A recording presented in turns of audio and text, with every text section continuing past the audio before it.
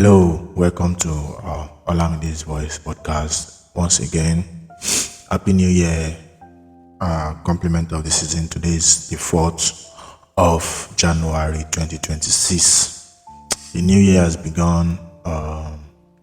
So, a lot of us have done our New Year resolution and all that.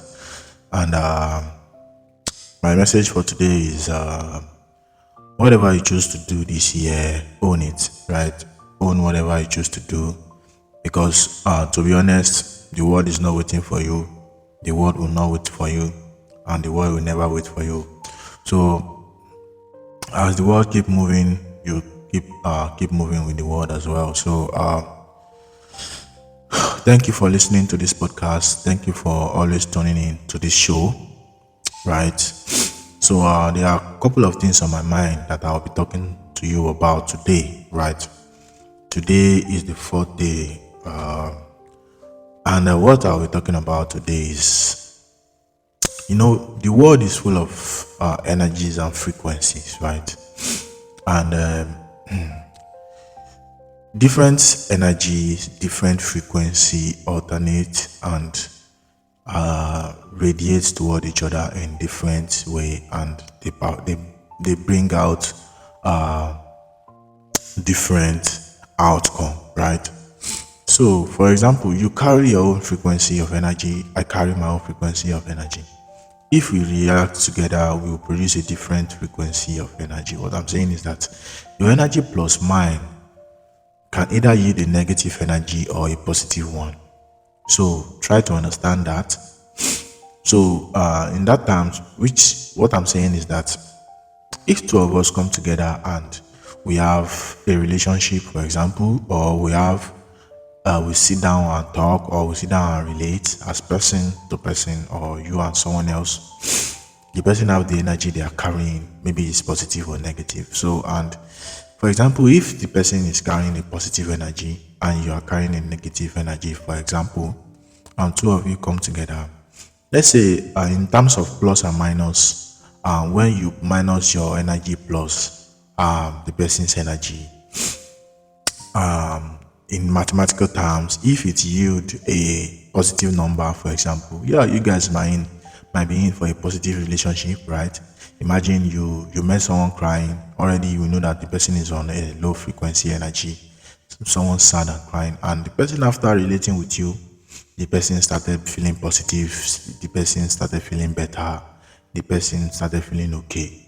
So that should tell you that your energy plus and minus that person's energy yield a positive outcome for that person and you as well. Because for you to be able to help someone out of sadness, out of depression, out of crying, being able to bring them of that frequency, that low frequency vibration, you are able to create a positive thing in your life. Send a message to your brain, send a message to your essence as a human being, and it encourage you to do more. One thing I decided to learn to be conscious about in this year onward is that anytime I give person an advice, or I give person a message and the person did not listen to it, instead of trying to take the person as maybe enemy, try to push them away. When the person finally come to terms and maybe what you advise them about literally happened, you, instead of trying to screw them, trying to how do you say it, trying to just about bad wash them, that okay, if you have listened to this, don't do that. Just trying to correct them with love and let them know that you see what I've told you about. Just try to bring them into your fold, right? Try to correct them with love. That's what I'm basically saying. I think it's very good to be able to do that as a person. It makes me remember this movie Squid Game, right? When the guy was advising them about what he had faced during the game before, and they later started facing it. Instead of him to ignore them and play the game, right, and win because he already knows the rules of the game, after they realized that, oh, this is about death, about life and death situation, and we have realized this guy is speaking the truth, he didn't scold them. Yeah, that was the word I was looking for. He didn't scold them. He bring them back into his fold. He tell them, he advise them, okay, this is how we're going to play it, and this is how we're not going to play it. So I think it's very important to have that kind of mindset, and not everyone have that kind of mindset, because me, I don't have that kind of mindset. For example, I if I give you an advice and you didn't follow it, and my advice later come to pass, I'll scold you, but I want to stop it. It's not good.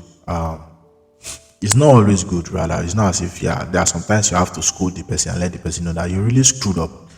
But it's not always good to scold people, like especially when in a situation of life and death, for example, where, yeah, you gave the person an advice, the person did not yield, and maybe, for example, you two guys, you and your friend, you are walking in the bush that you already know about, for example, and you know where the traps are, you know where they are not trapped, and you're telling the guy, hey, follow this route, there's no trap here, there's trap in the other side, and the guy failed to do that. You say that there's no trap. How can there be trap in this kind of beautiful bush, for example? But you know that there is trap.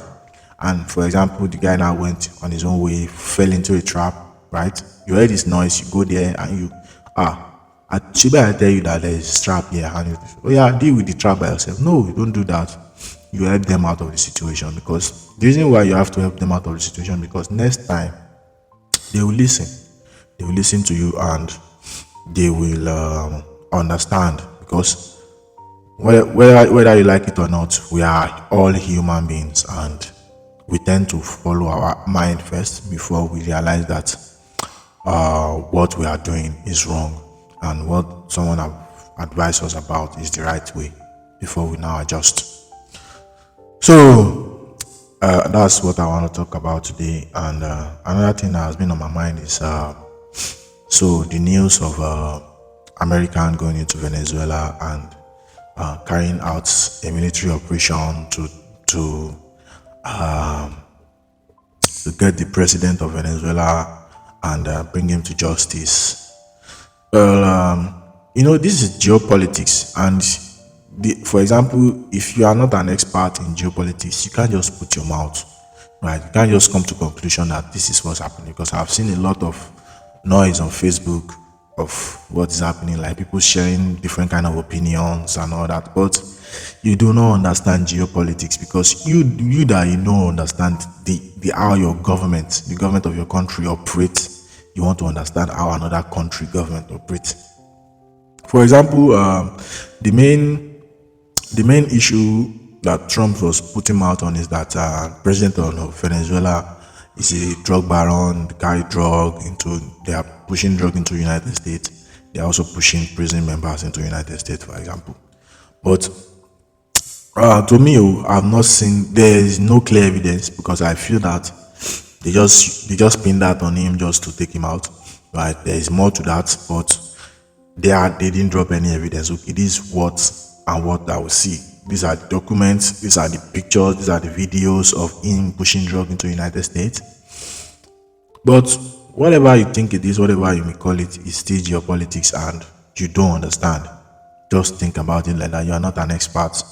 So your opinion, keep it to yourself, because whatever you say, whatever you do, you can't release him in prison. It's gone forever, and according to President Trump, United States will run the country for now until they transfer the power to the person that will cooperate. But we already know it's about master slave situation. These are things that United States have done all over the world, right? So whatever it is their problem, is geopolitics. But this is also a wake-up call for other countries' government, for example, to invest heavily in their country. For example, imagine if Venezuela president have a long-term investment in his country, in the military, in everything, right? I don't know why other countries used to think maybe they can't develop their own counter-insurgency, counter-terrorism and all that. Because if you ask me, how did the United States develop counter-insurgency, counter-terrorism ability to be able to go into Venezuela, carry out that successful operation? Is because they have experience in wars and experience in those kind of situations. In the sense that they create that problem for themselves and they solve it. right? United States have been creating problem for himself and been solving it and been gaining experience in the military field. For example, this is why country like China may have weapons, may have nuclear weapon and all that. But if you look at it deeply, a country that have been battle tested very well is United States. United States have fought the most war in the world. And you cannot tell me that the country that have fought in Afghanistan, fought in every area of life, fought in Vietnam and all that, will not have war experience. That's why their military, their war budget, security budget is the highest in the world. I mean, last I checked, it was 500, 500 trillion dollars or billion, whatever. So, while it is easy to say, but still yet, other country leaders need to take this into account. Invest in your people, invest in your country better. Be strategic about your position, be strategic about where you are living in as a country leader. For example, they have monitored him for many days. They park warship at the shore, at the border of the country. They didn't do anything. We were all thinking United States is just bluffing. They are not bluffing. United States is a very serious country. President Trump is a very serious man, and he will do what he will say he will do. That's the thing about President Trump. So, thank you for tuning in to today's episode. This is the first episode of the year. I actually was not planning to doing this. I was planning to do something else, but I think with this spirit, let me do this. So, thank you for listening, and I'll see you on the other side.